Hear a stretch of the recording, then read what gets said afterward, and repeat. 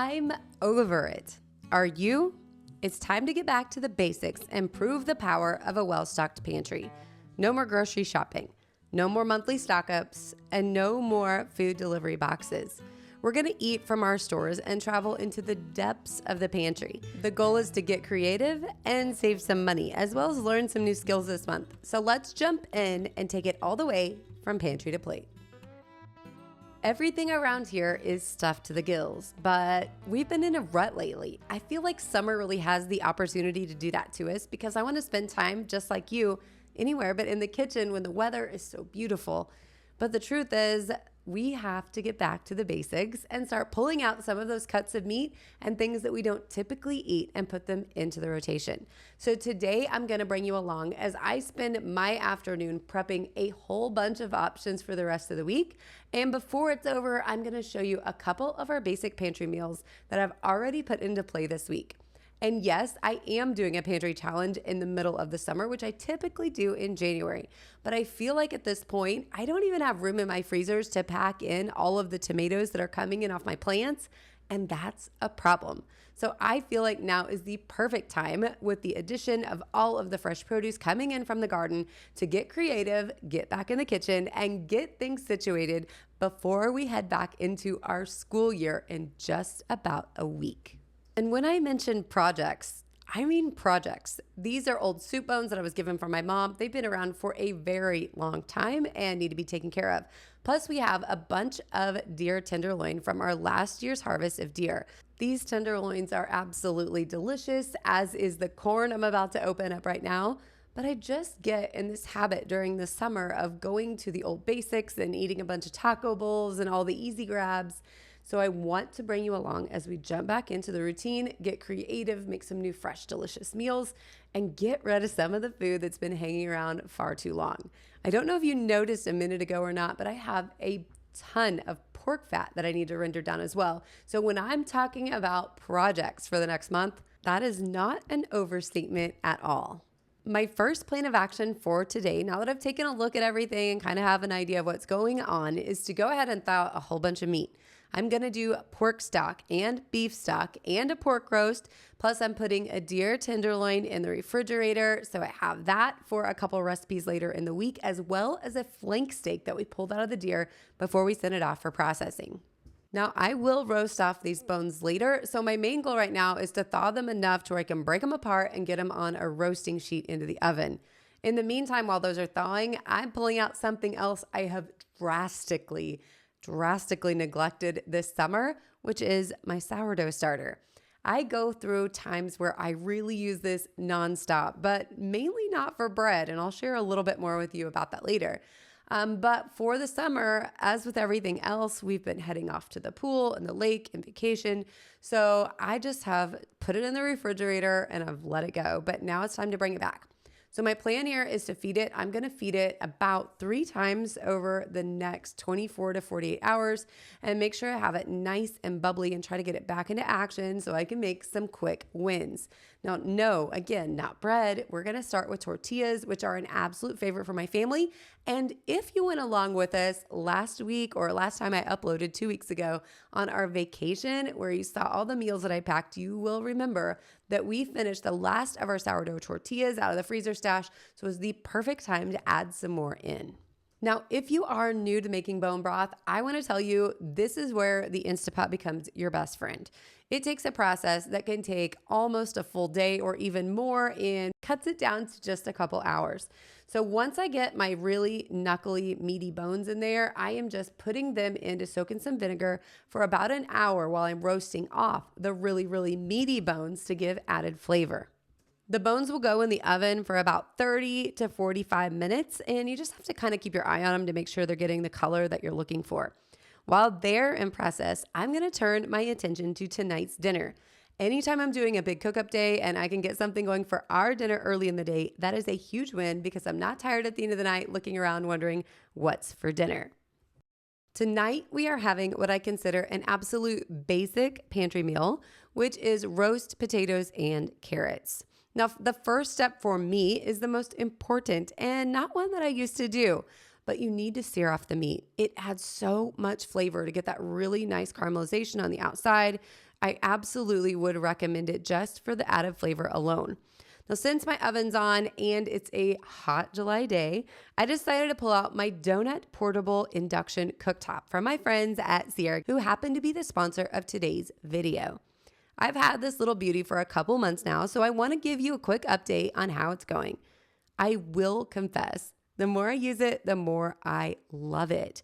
I was actually bragging about it to my husband this week, and he even joked that we could have gotten away way cheaper if we would have found this little beauty before we did our renovation and got my new big stove. Now, you're probably wondering why I prefer it sometimes, so let me give you a little rundown on why it's so useful.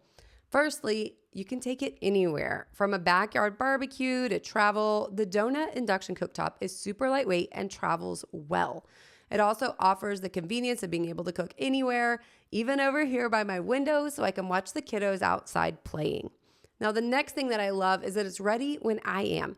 It goes from 140 to 460 degrees and heats up my cast iron quicker than my stovetop. It actually cooks up to 50% faster than gas or electric, and it only heats up the diameter of the pan, meaning it saves a lot of energy. The last thing I love about it is that it's so easy to clean. There's no grates covered in grease and nothing down under my gas burners, making it perfect for anything fried, just on the basis of cleanup alone. Oh, and if orange isn't for you, no worries. Check out the link down below for some options.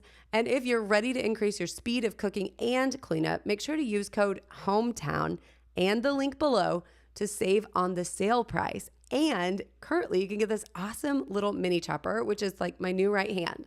But don't wait, because that mini chopper won't be around for long.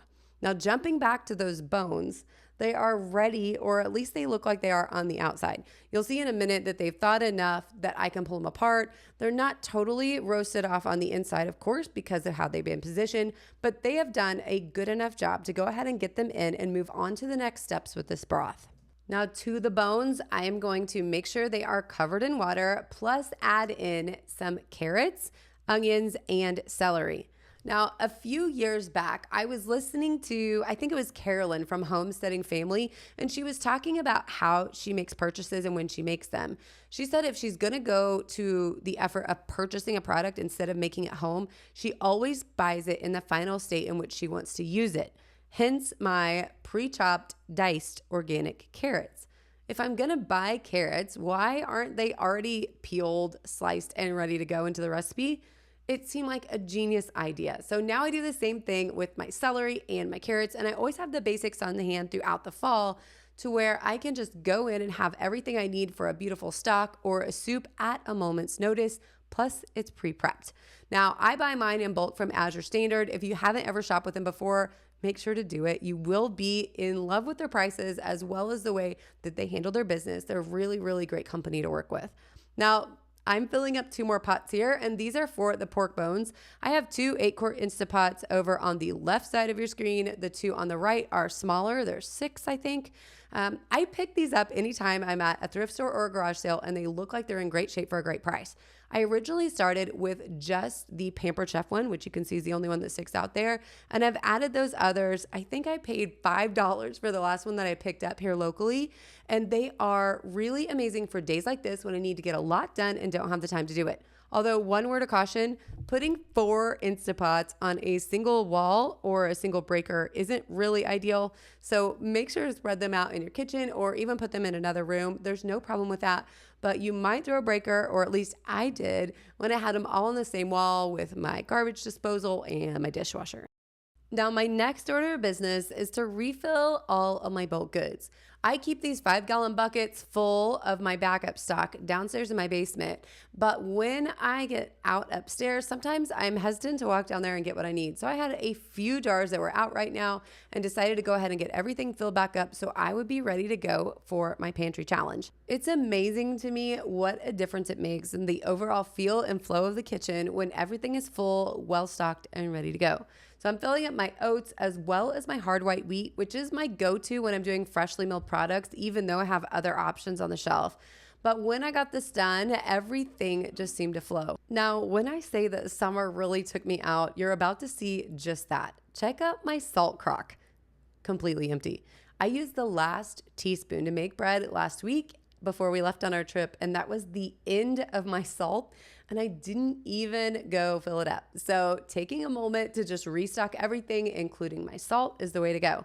I keep a fine salt in my crock and then a coarse or kosher salt in my grinders, so I can get two different versions for whatever I'm baking with. Some recipes will call for kosher. If you are using a recipe that calls for kosher salt and you're going to use like table salt or a fine salt, you really need to back off the salt that the recipe is suggesting, simply because that kosher salt is a bigger granule. So it takes up more room, or it takes less of it to fill up 1 teaspoon than it does if you're using a fine sea salt. So if you are new to different types of salt or baking recipes, make sure to monitor that. It is a tip that most of us end up learning the hard way. With everything refilled and all of my stock pots in process, or my Instapots, I should say, we headed off for the evening to go off to the beach. And the beautiful thing about having that roast in the crock pot is when we got home, it was already done. I pulled it out and set it on the cutting board, let it set for 10 minutes, threw the potatoes and carrots in that I had already prepared, and put them in for 10 minutes at high pressure, and they turned out absolutely amazing. But we were just back from the beach. Nobody was in the mood to grab out the camera and record. It was a little late because we tend to play later than normal in the summer. So here we are the next day, moving on to our next projects. And if you've been around my channel for long or hung out on our old channel over at the Hometown Homestead, you know, if there are any washing projects or helpful things that my little one can do, she is totally down. She is 3 years old, almost to be 4. So I know that there are times in my life where I will look back on these videos of her cute little snippets of her helping me out in my kitchen and just remember the fondness of those memories. So anytime I can get her involved, she's totally game for being in the mix. Now, if you remember back to the beginning of this video, I told you that one of my goals was to use up a lot of the deer that we had harvested back in the fall. So on this specific evening, we pulled out some garden fresh potatoes that I have in my pantry, as well as some onions and some garlic, all grown here at home. To the mix, we are using up that deer tenderloin that I thawed out yesterday. This is something that my husband truly loves. His mom usually fries it up and it's delicious. Don't get me wrong. Love the fried, but we don't really fry a ton of items here. I usually try to use a more clean oil. The one exception I make a lot is to fry up our French fries in tallow because the flavor is so much better. If you know, you know, and if you don't know, you should know. Anyway, back to the deer. I am going to pan sear this and roast it off in the oven, which I'll show you here shortly.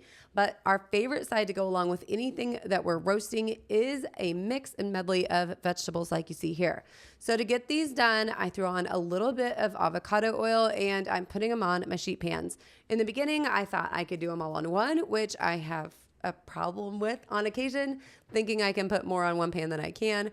Ended up grabbing out the second one so I can make sure to get them really evenly cooked. If you do stack them up, which I technically could have fit them all on one, but they don't all make contact with the bottom of the pan. And these specific pans do an amazing job of perfectly crisping up whatever is touching the surface area of the bottom. So we really love to make sure that is happening, which is why I decided to go ahead and use both pans.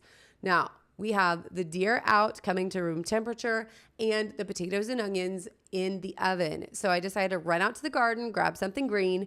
We have a bunch of green beans coming in. Again, it is a beautiful second flush. I did a really hard pick on them about a month ago. And so all of the beautiful beans are starting to come back in now. Thanks to my irrigation system, we still have everything beautifully growing out here in the garden. So I ran out and grabbed enough for tonight's dinner, or I always think so. By the time you add in the potatoes and onions and the deer, I thought it would be plenty, but those green beans are so loved by my family. I probably should have grabbed a few more. Now to prep them, it is super simple, and the way I cook them is super simple as well. I love to do things that just, enhance the bright flavor of the actual produce and not take away from it. So what I did here was wash the green beans. I'm going to chop off both ends. You can just chop off one end, which is kind of what I started in the beginning, but it always takes me longer to decide or to get them all face the right direction or just to cut off the specific end than to just line them up and cut off both ends, and then you don't have to worry about it. You do need to cut off the stem end. You don't have to cut off the blossom end, but totally up to you on where it works easiest in your kitchen. Another consideration as well is how small you want to cut the pieces. I leave the beans mainly whole. That's just the way we like them. There's something in my brain about canned green beans like you used to buy at the store. I know they still sell them, but in my mind, the look, the color, the whole thing of a cut up little chunk of green beans is just not appetizing at all. But when I see something like this, beautiful, fresh, bright green, I really love it, especially with the long bean. So what I did was throw some butter in the pan and some garlic, saute that off for a second, and then put my green beans in. I added a little bit of water and steam because with that donut cooktop, it heats up so fast and gives a really nice steam that it finishes them off perfectly. It does leave a little bit of water if you have the lid on, so I took the lid off right at the end to let that saute off and come down to a beautiful green bean with just the butter and the garlic flavor. It was absolutely perfect, and again, kids said definitely not enough. Now I am using my huge cast iron skillet over on the stove. This is my go-to for any big, huge meal. I feel like the surface area is just really important when I'm doing something rather large. So here I put the whole tenderloin in. If you don't have a family my size or you don't have enough space, you can definitely use a smaller pan and just cut the thing in half. It's really just personal preference on that. I kind of like the presentation of the whole big thing. So it's kind of for me eating with your eyes, as you can tell by my issues with the green beans and the way they're cut, as well as the deer. So do what works for you. Make it as quick and simple as you can. But in the end, you will end up with a beautiful product just like this. I put this in the oven at 425 for 4 minutes after I seared all sides for about 1 minute to 2 minutes each. It cooks up super fast. You do not want to overcook venison. If you do, because of the lack of fat content, it can be really tough and hard to chew. But what you're seeing right here is so tender and absolutely perfect. So that's what you want your deer to look like. And the flavor is top notch. Even without a sauce, everybody was happy to eat it just as is with a little bit of salt. This meal was a huge hit. So definitely recommend if you haven't had anything like that lately. Now, after we got the deer cleaned up, I went ahead and pulled out my sourdough starter that we were prepping earlier in this episode and pulled it out to make some dough for my sourdough tortillas. This dough has set overnight and now it's ready to go. So I'm just using my stainless steel cutting board. The countertop that I have has a little bit of texture to it. It's an unfinished granite, so it has a really rough, nice, kind of rustic texture. But that comes into a problem when I'm trying to roll out doughs. So my stainless steel cutting board comes in for the win on this for sure. Now, after I roll out a couple, the other thing I really like about this is I can just transport everything over to the stove on the cutting board. Now, I will say my camera died at that moment. And if you're following along, yes, I'm still using my phone. I'm still waiting for my camera to be back from the repair shop. It's been 3 full weeks. I'm about to lose my mind. And I'm trying to still give you content that feels like mine with knowing that some of the shots that I love to take are just out of the question right now. And I'm having to deal with that. So while the tortillas are in process and completed, I'll show you how they finished up later, but I ran outside to grab some peppers from my garden because tonight we're going to use that flank steak we pulled out of the deer last season as well and turn it into some fajitas with those sourdough tortillas. So I pulled in more peppers than I needed from my garden because I know my little monsters, or my little loves, I should say, but they're monsters when it comes to eating peppers off my cutting board. I knew exactly what I was saying there. They love peppers so much, especially fresh peppers, that it is just one after another coming to grab at least one, maybe two, maybe three. So I cut up enough to where everybody could snack and I could get enough in for the peppers and onions for our fajitas. Now I keep this super simple. I just leave them in strips. If you want them smaller or your kids aren't big fans of peppers and you're trying to disguise them, make sure to cut them up a little bit smaller and you can probably get away with it. Now I will cook these off here shortly, but before we do, I'm gonna go ahead and get this flank steak over on the skillet. Now, I am doing this with a little bit of taco seasoning, not because I don't have a great fajita recipe as a DIY, but because my fajita recipe was empty. And on this specific night, I was all about speed, just getting it done. And the truth is, you can't tell a huge difference between taco and fajita. The majority of the ingredients are the same. So when I don't feel like jumping up and mixing up a new spice, I just put it on my list of things to do at a later point and use the one I have available. So now I've got my skillet heated up really hot, and I like to do my fajitas with the meat in one big strip. I do not like to cut it up in individual pieces, and the reason for that is it's harder to make sure you get every side of that meat seared off and complete if you have a whole bunch of tiny little edges. Plus, for me, we like the meat a little bit more tender, a little bit more on the rare side. So being able to pull it off when it's my desired doneness for the whole piece instead of checking individual pieces or taking a look to see or making sure that I got it all in contact with the skillet is really important to the overall speed of my process. Now here's those tortillas. You can see they turned out beautifully. This is a sourdough recipe that I have used several times, and it really does turn out nice. I am just warming them up here to make sure they're really soft, warm, and pliable. I usually throw them over on my cast iron griddle, but I realized, the steam coming off the fajitas will be just fine. So I topped them. Then I threw a little bit of water on here and pulled out my cutting board to go right on top as a lid. I wanted the vegetables to steam up for a little bit and get the softness that I was looking for before we finish them off. So I did add that taco seasoning directly to the vegetables as well. So if that's not something you've done before, definitely consider it because it adds a nice punch of flavor. Now, while both of the recipes that I showed you tonight do have venison in them, that doesn't mean you can only use venison for these recipes. So make sure to pull out any flank steak that you might have. It is a cheaper cut of meat if you're buying it from the store, so check that out as well. And you can really make your own fajitas in no time. As for my pantry challenge, I have some goals. I want to make baguettes and I want to do it well.